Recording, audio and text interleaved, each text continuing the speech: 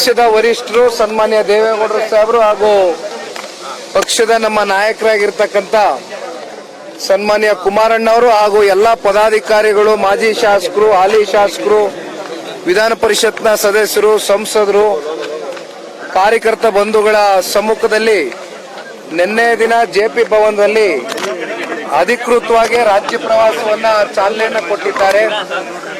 ಇವತ್ತು ವಿಶೇಷವಾಗಿ ತುಮಕೂರು ಜಿಲ್ಲೆಗೆ ಮೊದಲನೇ ದಿನದ ಈ ಒಂದು ಪ್ರವಾಸಕ್ಕೆ ಭೇಟಿಯನ್ನು ಕೊಡ್ತಾ ಇದ್ದೇನೆ, ಹೆಜ್ಜೆಯನ್ನು ನೀಡ್ತಾ ಇದ್ದೇನೆ. 60 ದಿನಗಳ ಕಾಲ ನಿರಂತರವಾಗಿ ರಾಜ್ಯಾದ್ಯಂತ ಹಲವಾರು ಜಿಲ್ಲೆಗಳು, ಹಲವಾರು ತಾಲೂಕುಗಳು ಮೊದಲನೇ ಹಂತದಲ್ಲಿ ಪ್ರವಾಸವನ್ನ ಕೈಗೆತ್ತಿಕೊಂಡಿದ್ದೇನೆ. ಇವತ್ತು ತುಮಕೂರು ಕಲ್ಪತರು ನಾಡುಗೆ ಇವತ್ತು ವಿಶೇಷವಾಗಿ ನಾವೆಲ್ಲರೂ ಬಂದಿದ್ದೇವೆ. ಮೊದಲನೇ ದಿನದ ಈ ಒಂದು ಪ್ರವಾಸದಲ್ಲಿ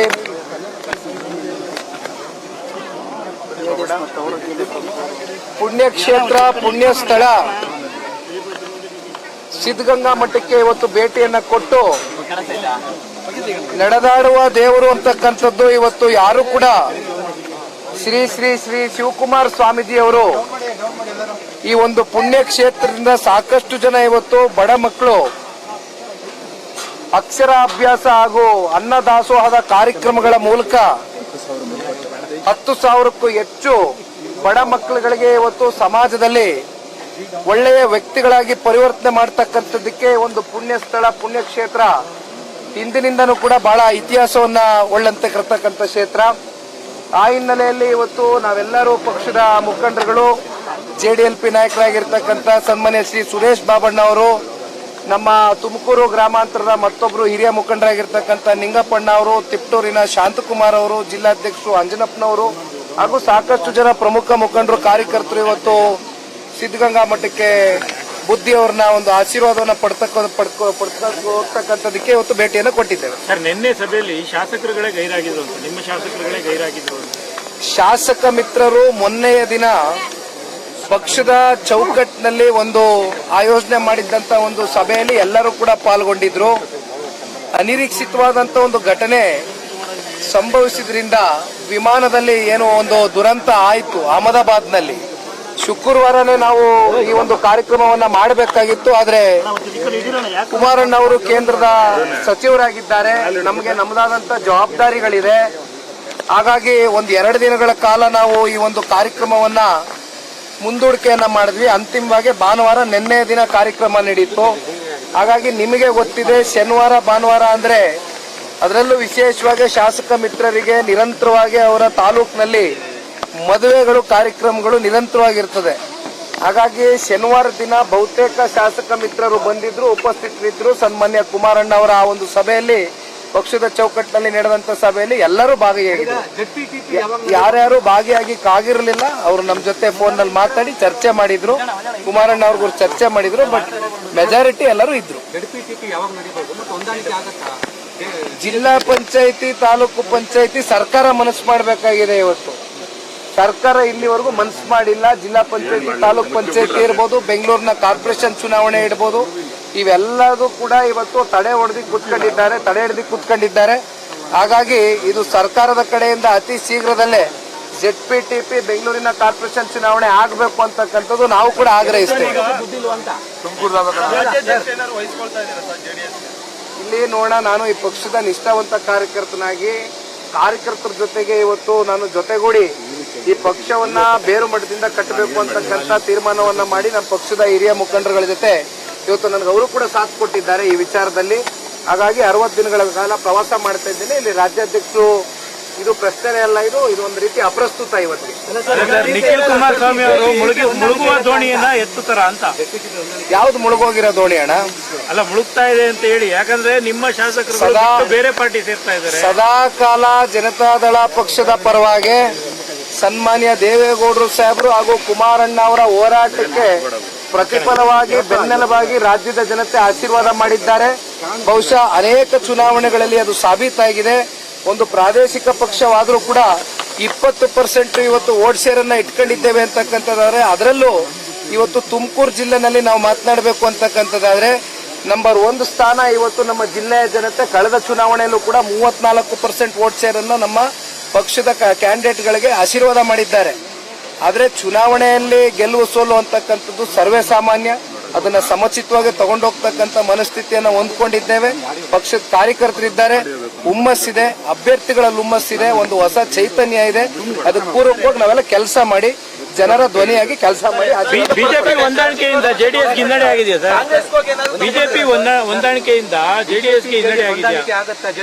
ಬಿಜೆಪಿ ಜೆಡಿಎಸ್ ಹೊಂದಾಣಿಕೆಯಿಂದ ಈ ರಾಜ್ಯದ ಸಮಗ್ರ ಅಭಿವೃದ್ಧಿಯ ದೃಷ್ಟಿಯಿಂದ ಹೊಂದಾಣಿಕೆ ಆಗಿರ್ತಕ್ಕಂಥದ್ದು.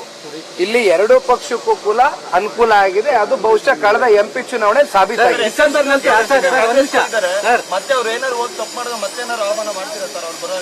ನಮ್ಮ ಪಕ್ಷದಲ್ಲಿ ಈಗಾಗಲೇ ಕಳೆದ ಸಾರ್ವತ್ರಿಕ ಚುನಾವಣೆಯಲ್ಲಿ ಗುಬ್ಬಿಯಿಂದ ನಾಗರಾಜ್ರವರು ಕಣಕ್ಕಿಳಿದಿದ್ರು, ಕೆಲಸ ಮಾಡಿದ್ದಾರೆ, ದುಡಿದಿದ್ದಾರೆ. ಈಗಲೂ ಕೂಡ ಸಂಘಟನೆ ನಿರಂತರವಾಗಿ ಅವರ ಲೀಡರ್ಶಿಪ್ ಅಲ್ಲಿ ಗುಬ್ಬಿ ತಾಲೂಕಲ್ಲಿ ಸಾಗ್ತಾ ಇದೆ. ಹಾಗಾಗಿ ಇವೆಲ್ಲವೂ ಕೂಡ ಈಗ ಡಿಸೆಂಬರ್ ಅಲ್ಲಿ ಬಿಜೆಪಿ ಮತ್ತು ಜೆಡಿಎಸ್ ಸರ್ಕಾರ ಬರುತ್ತೆ ಆತರ ಸಾಧ್ಯತೆ ಇದೆ ಅಂತ ನೋಡೋಣ. ನೀವೆಲ್ಲ ಮಾಧ್ಯಮ ಸ್ನೇಹಿತರು ಬಹಳ ಬುದ್ಧಿವಂತರು. ಎಲ್ಲ ವಿಚಾರ ನಮಗಿಂತ ಮುಂಚೆ ನೀವು ಗ್ರಹಿಕೆ ಮಾಡ್ಕೊಳ್ತಾ ಇರ್ತೀರಿ. ನವೆಂಬರ್ ಕಳೆದ್ಮೇಲೆ ಏನೇನಾಗುತ್ತೆ ನೋಡೋಣ. ಡೆವಲಪ್ಮೆಂಟ್ ಆಗ್ಬೋದು ಅನ್ಸುತ್ತೆ.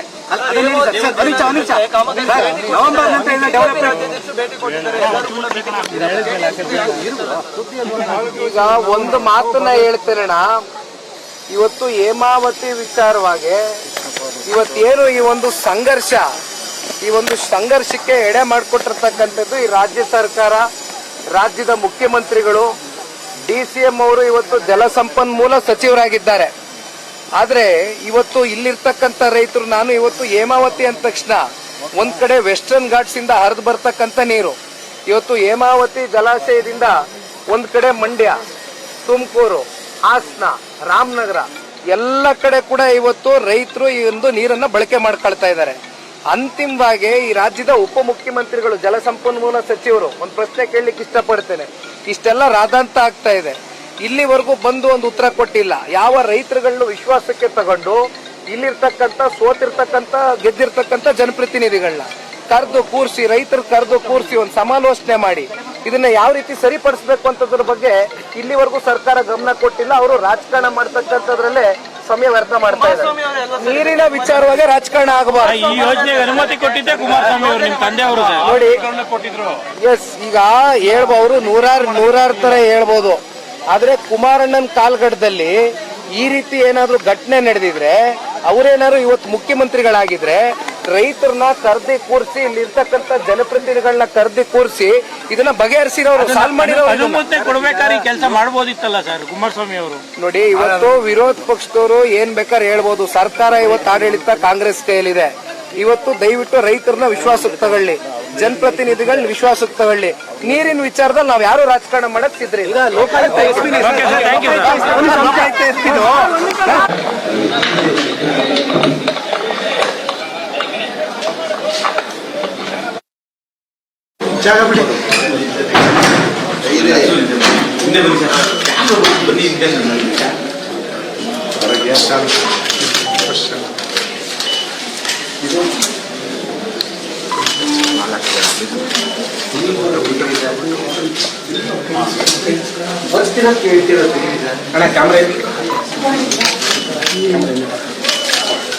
ಏನ್ ಮಾಡ್ತೀರ ನಾ ಇಲ್ಲಿ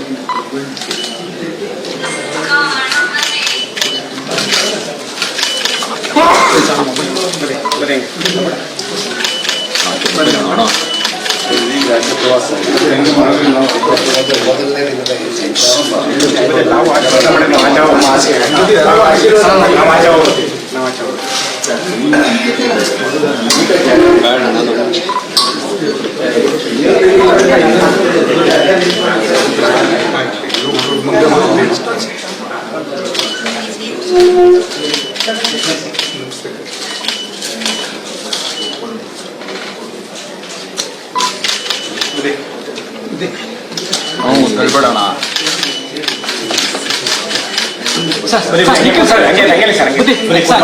ಕೂತ್ಕೊಳ್ಳಿ ಬನ್ನಿ ಸರ್,